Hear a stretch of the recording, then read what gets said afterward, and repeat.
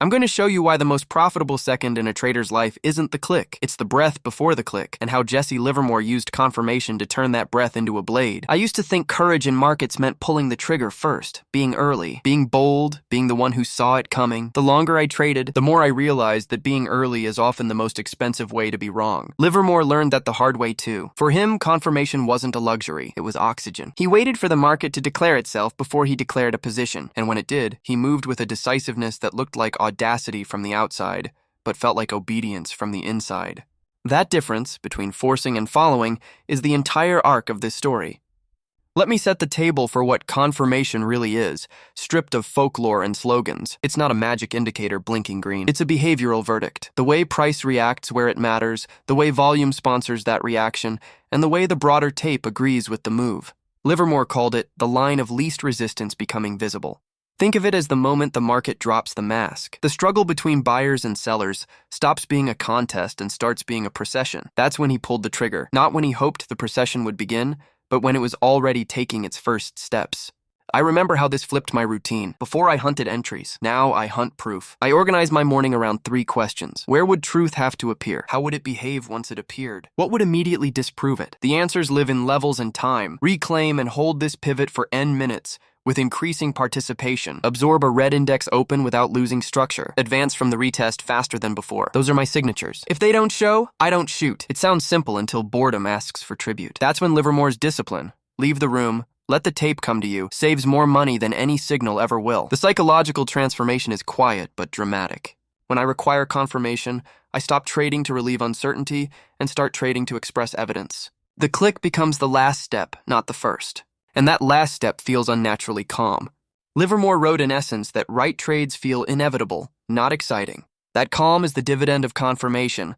The burden of proof rests on price, not on me. I'm not brave, I'm aligned. We're going to spend this film inside that slim interval between almost and enough. We'll map the internal tug of war that makes patience feel like risk and makes confirmation feel like late. We'll name the trap that turns a good read into a bad entry, premature conviction, post-entry justification, and the egos need to be the hero instead of the witness. Then we'll step into Livermore's lens, how he read general conditions, isolated leaders, and recognized pivotal points that needed no cheerleaders.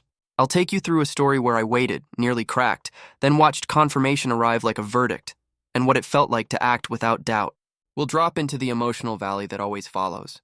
Clarify his breakthrough rule, proof before conviction, and translate it to modern screens, where algorithms accelerate noise but can't counterfeit behavior. We'll finish with a daily operating system you can tape beside your monitor, how to define, detect, and demand confirmation so your aggression finally has a foundation. Today's markets move fast, but truth still arrives at human speed. Confirmation is that truth wearing numbers. Livermore didn't predict it, he recognized it. And recognition repeated becomes a career. Comment hook. In your best trades, what exactly counted as confirmation? An intraday reclaim and hold, a second close above resistance, or strength against a weak index? Tell me below so I can weave your criteria into the next section's psychology map. The inner conflict or market paradox. The strangest thing about confirmation is how it collides with my instincts. My eyes want certainty, but my ego wants credit. When I see a level approaching, a quiet voice says, "Wait for the reclaim and hold." Another voice, louder, impatient, whispers, "If you wait for everyone to see it, the edge is gone." That's the paradox I fight every session. The belief that confirmation is late, even though the costliest trades I've ever taken were the ones I entered early and then defended with stories. The market doesn't bill me for being late. It bills me for being wrong. And most of my wrong comes from trying to front-run truth. Livermore wrote about this in a different language. He framed it as general conditions and the line of least resistance. General conditions decide whether the tape forgives anticipation or demands obedience. In forgiving tapes, leaders trend and even sloppy entries get cushioned.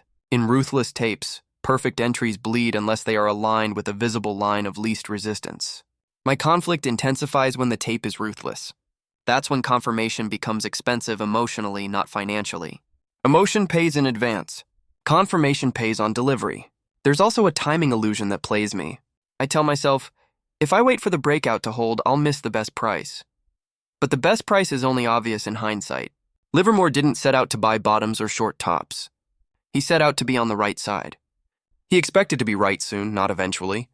If a move is real, it tends to prove quickly: reclaim, hold, retest, accelerate.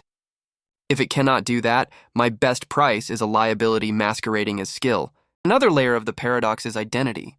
Early entries feel smart because they position me as the hero, the one who saw it coming. Confirmed entries feel ordinary because I'm joining what's already visible. But ordinary is where professional lives are built. Livermore surrendered the hero narrative in exchange for the witness narrative. He didn't need to call the turn. He needed to recognize the procession and step into it with size. The desire to be special is the tax I pay when I skip confirmation. Modern tools make this conflict sharper. Feeds, scanners, and order flow snippets trigger micro-urgencies, a tick here, a spike there. It's easier than ever to confuse motion for intention. Confirmation filters intention from motion. It asks, did price do what it shouldn't? Did it hold where it shouldn't? Did participation expand when it must? When those answers are yes, the tape is speaking in sentences, not syllables. To manage the paradox, I split my attention into two roles. In surveillance, I'm a naturalist, patient, descriptive, logging behavior without funding it. In execution, I'm a contractor, precise, fast, and limited to the blueprint I drew in the calm. The hand only executes what the eye already proved. If I feel the impulse to improvise, that's the alarm. Identity is trying to trade, not my process. What quiets the conflict most is remembering the math of careers. One premature trigger that spirals into justification can erase a week. One confirmed trigger that funds scaling can pay for a month. Confirmation isn't a delay, it's a lever. It moves the burden of proof from my opinion to the market's behavior, and the market can carry more weight than I ever will. Where does your inner conflict usually win? Pressing in before the hold to get the best price, or hesitating after the hold because it now feels too obvious? Tell me below and I'll tailor the next section to that exact pressure point. The deeper I studied Livermore's writings, the more I saw that the greatest enemy of confirmation isn't ignorance, it's anticipation.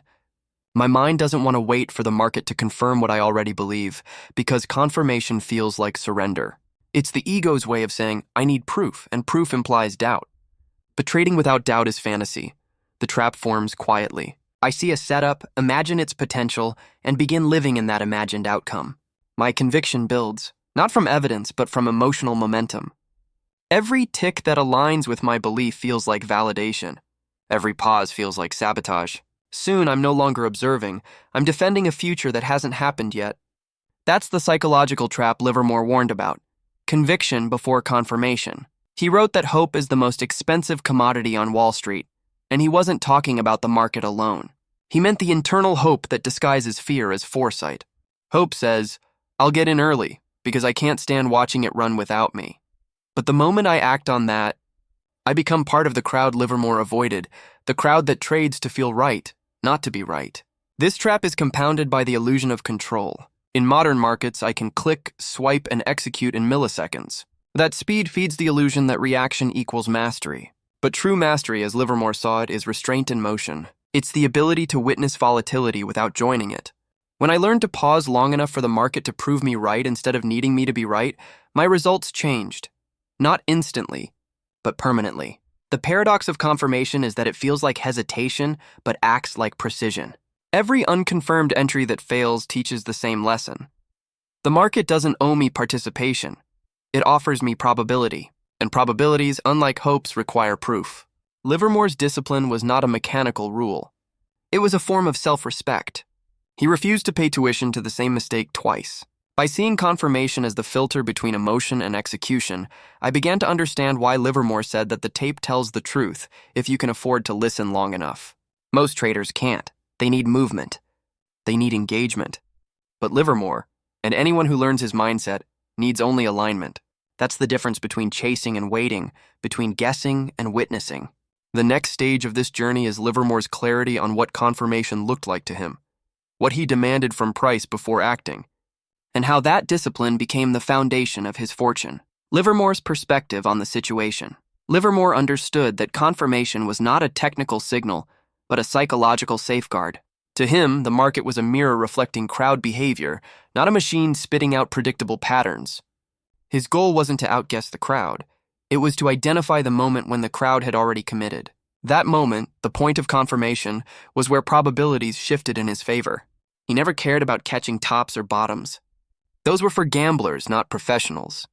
What mattered to him was the line of least resistance, the direction in which the market naturally wanted to move once resistance had broken. But Livermore didn't guess where that line might be. He waited until the market revealed it. He would often describe confirmation as the market's way of saying, "Yes, I agree with you." Until he heard that, he considered every trade nothing more than a dangerous assumption. His philosophy was rooted in patience disguised as timing. Livermore would often spend days, sometimes weeks, just watching the tape, studying how price reacted around key levels. When he finally acted, it appeared effortless, but it was the product of relentless waiting. He once said, "The big money is not in the buying or selling, but in the waiting." That wasn't a poetic statement. It was operational truth. He made his fortune not by being the first to act, but by being the last to doubt. Modern traders often misinterpret that patience as passivity. But for Livermore, waiting was an active process. He wasn't idle. He was observing, filtering noise, and collecting behavioral evidence. Every uptick or downtick meant something in context. He watched how a stock behaved after breaking a range, whether it absorbed selling pressure or collapsed under it. Confirmation, to him, was the behavior after the breakout, not the breakout itself. Livermore's journals were filled with phrases like tested strength and proved condition. He wanted the market to validate his thesis in real time before he risked his capital. That method gave him psychological freedom. When he entered, there was no inner conflict because he had already surrendered to the tape's verdict. His decision was not a reaction to fear or greed. It was a recognition of evidence. He believed that every trade was a test of character. Confirmation was his armor against ego. It reminded him that the market doesn't care how much conviction he had. It only rewards those who align with its rhythm. And that rhythm could only be heard in silence, in patience, and in respect for proof. Understanding Livermore's perspective reframes confirmation entirely. It's not about being safe, it's about being synchronized. When the market reveals its hand, the trader who waited doesn't just act. He participates in inevitability. That was Livermore's genius, turning waiting into action and proof into profit. Real-world example or story moment. It happened on a Tuesday that felt like a lullaby. Indices drifting, headlines recycling, volume thin enough to see daylight through. I had been stalking a name I'll call Argent Labs for 3 weeks. It wasn't the hottest ticker on social. That was the first reason I liked it. The second was character. Every dip into a narrow shelf kept finding quiet sponsorship. Every rally attempt failed politely, no wild reversals, just a refusal to break. It looked like a spring coiling under a velvet cloth. I mapped 3 requirements on a card taped to my monitor. 1. Reclaim and hold 6280, the top of a 3-week range, for at least 30 minutes. To do it against a neutral to weak index open. 3. Show rising participation on pushes and fading participation on dips. Those weren't numbers as much as behaviors. Till all 3 appeared together, I was a librarian, not a trader. That morning, the index opened soft. Risk-off tone, financials heavy. Argent dipped to 61.90, hovered, and then began to climb with that particular cadence I've learned to trust. 2 steps up, a half step back, no panic in the pullbacks. At 62.78, it hesitated. The old me would have sneaked in, best price rationalizations humming. Instead, I sat on my hands and watched the 1-minute tape. Sellers hit, price absorbed. Then came the first tell, a push through 62.80, a quick attempt to shove it back under, and it didn't stick. That was behavior, not luck. The next 5 minutes printed higher lows like a staircase. I still waited. At minute 18 above 62.80, the index rolled over again, and Argent did not. Relative strength in the face of weakness is my favorite sentence the market speaks. Volume on the pushes was higher by a quiet margin. No fireworks, just sponsorship. At minute 27, I was already reaching for the order ticket. At minute 31, I executed the probe with defined risk below the shelf. No epiphany, no adrenaline, just alignment. Confirmation had paid my admission. The first pullback tested 62.90 and held within 3 ticks. I added unit number 2 on the resumption, letting progress fund aggression the way Livermore insisted. Pyramid from proof, not from hope. I wasn't chasing. I was compounding evidence. For the next hour, Argent behaved like a disciplined athlete. No wasted motion. The range top became a floor. Each shallow dip brought in faster bids. Meanwhile, the index remained moody. That divergence kept me honest. Any sudden character change would be my exit, no questions asked. By the close, I had a partial scale out into strength and a raised structural stop under the reclaimed shelf. The trade itself was unremarkable to anyone watching. That's what made it beautiful. The magic wasn't the move. It was the sequence: define, wait, witness, act, sit. Livermore would have recognized it instantly. He wasn't the first to believe. He was the first to obey once belief was justified. What stuck with me wasn't the profit. It was the absence of drama. The calm I felt came from handing the burden of proof to Price. I didn't pull the trigger. Confirmation pulled me. That's the emotional edge I chase now. A decision that feels inevitable because I've made doubt do its job before the order goes live. Comment hook. In your best trades, what specific behavior convinced you to act? Reclaim and hold, strength on a weak tape, or volume sponsorship on retests? Share your tell below. We'll turn it into a checklist. In the next section, I'll take you into the emotional valley that often follows. When the position is on, the market goes quiet, and patience starts to corrode from the inside out. The hardest part came after I was already in the trade. The entry had been clean, the logic sound, the confirmation undeniable, but the mind doesn't relax just because the chart cooperates. Once I was positioned, silence filled the room. The price stalled in a narrow band, ticking up and down within a few cents. Time slowed and impatience began its quiet sabotage. It's in these moments that traders lose not money, but composure. Livermore called this the waiting phase, the stretch between decision and result where discipline feels like isolation. The market isn't punishing you. It's testing your endurance. Every candle without progress whispers, maybe you should take the profit. Maybe you were wrong. It's a psychological ambush disguised as prudence. That inner voice doesn't seek safety. It seeks relief. I've learned that the first emotional dip after a confirmed trade is the most dangerous. It tempts you to undo precision for comfort. The early flickers of doubt are subtle. Checking the same chart on multiple time frames, comparing with random tickers, scanning news for validation. All of it creates motion without movement. Livermore recognized that this was where professionals separated from amateurs. Amateurs needed the market to reassure them. Professionals waited for the market to perform. There's a strange loneliness in disciplined patience. You've done everything right, and yet your reward is to sit and watch nothing happen. Livermore often withdrew from the noise in such moments. He would walk, read, or simply stay away from the ticker until something changed. His absence was his edge. Modern traders struggle with that because information follows them everywhere. The phone vibrates, feeds update, alerts ping, all reminding you that doing nothing feels unnatural. But Livermore's turning point was learning to equate stillness with control. The less he reacted, the more accurate his reactions became. That's the emotional inversion he mastered. He found peace in the pause because he knew confirmation was only the first half of discipline. The second half was endurance. By the time I learned that, I stopped calling these stretches boring. They became proof that I'd transitioned from reactive to deliberate. The boredom meant the plan was working. The waiting became part of the trade, not an obstacle to it. This phase, when the trade is live and emotion wants movement, is where Livermore's greatest rule emerged. Not to think about profits or losses, but only about correctness. In the next section, I'll unfold that principle, the rule that became his compass when every instinct wanted to intervene. Livermore's breakthrough rule or lesson. Livermore's most defining rule was brutally simple: trade not to make money, but to be right according to the market's behavior. It sounds philosophical, but it was entirely practical. He knew that when a trader focused on being right financially, greed clouded the mind. When the focus shifted to being right behaviorally, meaning the market itself, confirmed your thesis, clarity replaced anxiety. He often said that his biggest losses came from anticipating instead of confirming. Every premature trade, no matter how logical, became a lesson in humility. So he built a new rule: proof before conviction. No matter how compelling a setup appeared, he would only act once price proved alignment with the broader market condition.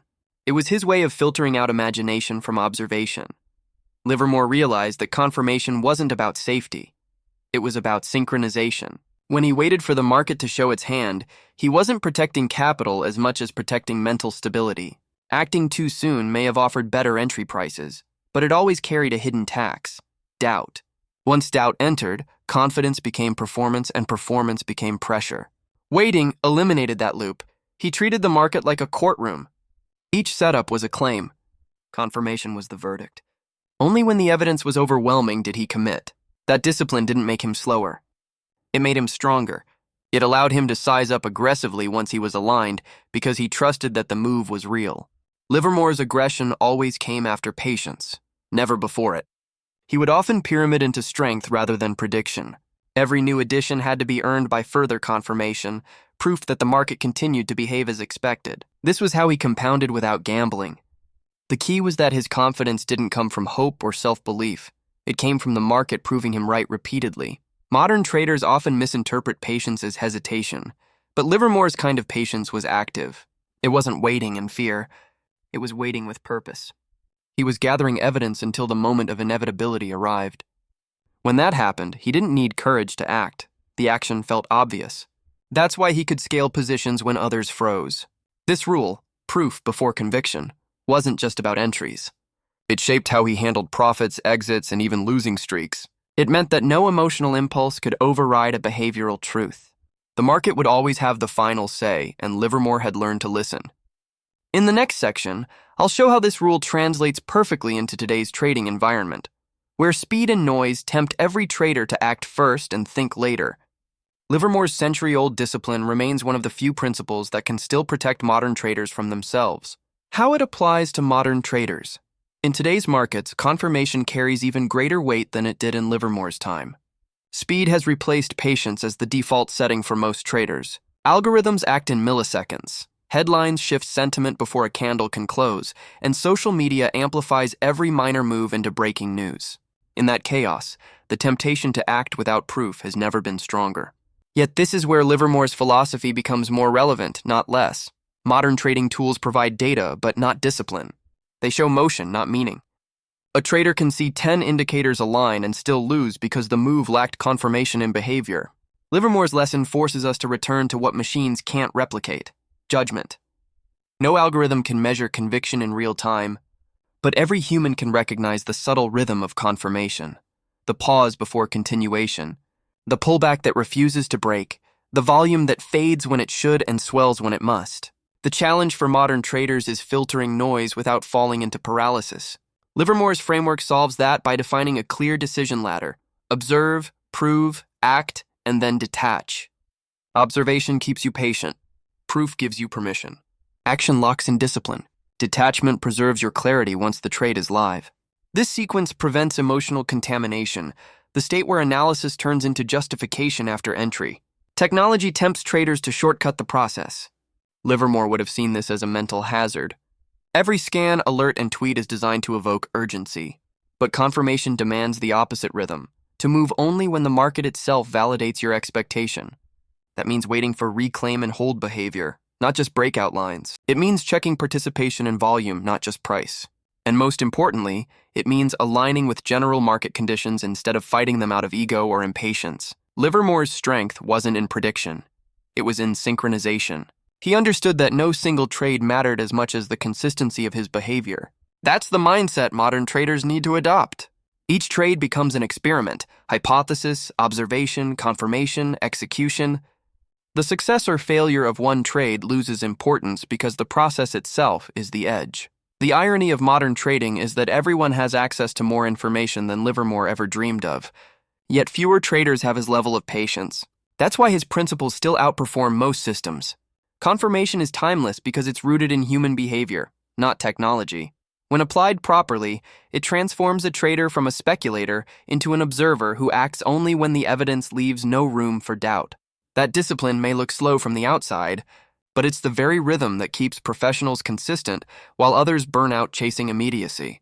In the next section, I'll show how to turn Livermore's philosophy into a practical, repeatable structure, a daily system any trader can implement to bring proof, patience, and precision into every decision. Step-by-step practical implementation. To translate Livermore's idea of confirmation into a modern, actionable routine, it helps to think in layers: preparation, observation, validation, and execution. Each layer protects you from emotional shortcuts. It turns waiting into a defined process rather than an act of willpower. Step 1. Preparation. Every morning begins without charts. The first step is contextual. Understand conditions before setups. Is the market trending, rotating, or compressing? Confirmation only has meaning when framed within conditions. A confirmed breakout in a sideways market is less reliable than a retest in a trending one. Livermore's first filter was always, is the general market ready to move? Modern traders can replicate this by checking relative strength, Sector breadth and volatility shifts. When conditions align, setups become valid. When they don't, you observe. Step 2, observation. Before any trade, define what proof would look like. Write it down. It could be a reclaim and hold level, a volume expansion at a key inflection, or divergence against the index. The point is to name behavior, not price. Livermore observed until behavior matched his expectation. He wasn't predicting motion. He was waiting for character to confirm intention. Step 3, validation. Once you see your signals appear, apply the Livermore filter. Does the behavior make sense in context? Are leaders confirming? Is participation broadening? Is the tape moving from reaction to conviction? If even one answer feels uncertain, you wait. This step weeds out false confirmations that arise from temporary volatility spikes. Step 4, execution. Only when proof aligns across time frames should you act, and act with conviction. Livermore sized up after confirmation, not before it. Modern traders can use tiered entries, start with a test position, then scale as the market continues to confirm. The idea is to let success fund aggression. Step 5, management and detachment. After entry, confirmation shifts roles. You no longer seek proof of entry. You watch for proof of continuation. The same behavioral tells that justified entry now justify holding or scaling. When those behaviors fade, it's your cue to exit, not because of fear, but because evidence has expired. Detachment keeps logic in control while emotions look for reasons to interfere. Livermore's method works because it embeds psychology into structure. Each phase limits emotional exposure and defines the purpose of patience. You no longer try to be disciplined. The process enforces discipline for you. The beauty of this structure is that it's timeless. Markets evolve, tools change, but behavior, confirmation, hesitation, aggression remains constant. When you trade this way, you stop reacting to price and start responding to proof. In the final section, I'll bring this full circle. How confirmation becomes not just a trading tactic, but a philosophy, a way to balance patience and aggression in every decision you make, both on and off the screen. There's a moment every trader faces, the quiet realization that the market doesn't reward prediction, it rewards alignment. That's what Livermore understood better than anyone. He wasn't just a speculator chasing movement. He was a listener waiting for truth. His confirmation wasn't about price, it was about timing, temperament, and trust in the tape. When I first began to internalize this, I noticed a shift that wasn't visible in my equity curve but in my pulse. The frantic need to be right softened into curiosity. The losses I once called mistakes became tuition. The wins stopped feeling lucky and started feeling earned. Confirmation taught me that the market doesn't test my intelligence. It tests my patience. Every chart becomes a mirror showing how willing I am to wait for proof before demanding reward. Livermore's philosophy lives in that mirror. The trader who waits long enough for the market to confirm becomes immune to most of the noise that destroys others. When he finally acts, it's not a gamble. It's participation in inevitability. His trades looked fearless because they were never forced. That's the paradox of confirmation. It turns hesitation into power. In modern terms, confirmation is more than a technical trigger. It's a mindset that stabilizes emotion and sharpens clarity. It's knowing that real control doesn't come from constant activity, but from precise restraint. Every decision filtered through that principle carries less regret and more confidence. You learn to stop chasing setups and start letting setups chase you. The balance Livermore achieved between patience and aggression still defines the rarest kind of trader, the one who acts decisively only after the world has already whispered yes. That whisper is the sound of confirmation, and hearing it clearly is what separates professionals from participants. So I end this not with advice, but with reflection. Every time you face the temptation to act early, remember that the proof you wait for is not just in the chart, it's in your discipline. Livermore's fortune was built on that single idea, that patience without structure is fragility, but patience guided by proof is power.